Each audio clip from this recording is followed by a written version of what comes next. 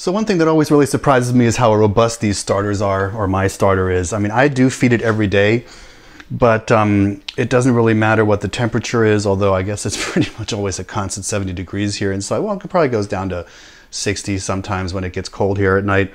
But it just is always happy, and it doesn't really seem to matter what I do to it. But so one thing I wanted to try is, this is a starter that I stopped feeding about 3 days ago. And I mean, compared to the smell of this, which is nice and round, a little bit sour, but it's just round and pleasant. This is starting to get a little bit icky. And if you look at the consistency, it's like there's a little bit of water coming out on the side, but it's like a brownish water. Yeah, I mean, definitely not something that I would want to do anything with, but I'm still interested in finding out if I just take a little bit of this and just try to restart it. So what I'm going to do is I'm going to just pour out a little bit. Add some water. Add some flour.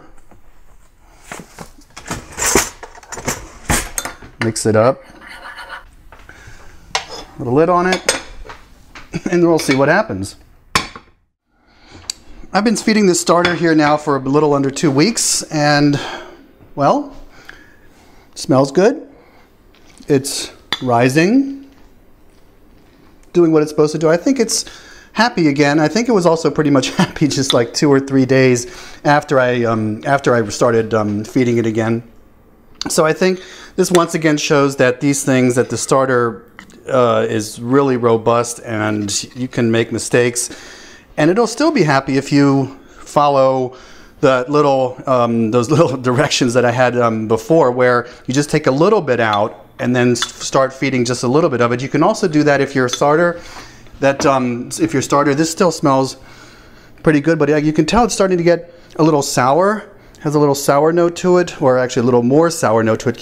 Seems to keep getting sourer and sourer as time goes on. So what I do with this as well is, at some point, like this is all getting all gunky here, so I use a new jar. So I just pour out a little bit of this starter, and then start feeding that again and throw the rest of it away. And that way, I think it loses some of the acidity, and because I think the acidity, it somehow inhibits the whatever is in there, the bacteria and the yeast and its growth. And so it's good, I think, to every now and then to just pour out a little bit and just start over again.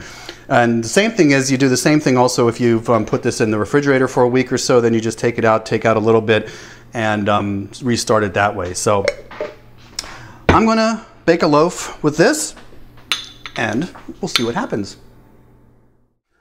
It sure does look like a decent loaf of bread. Let me take a look on the inside.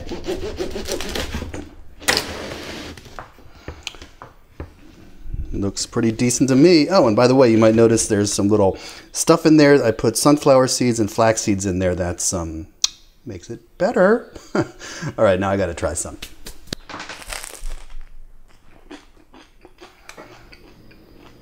Well, it passes my taste test, definitely.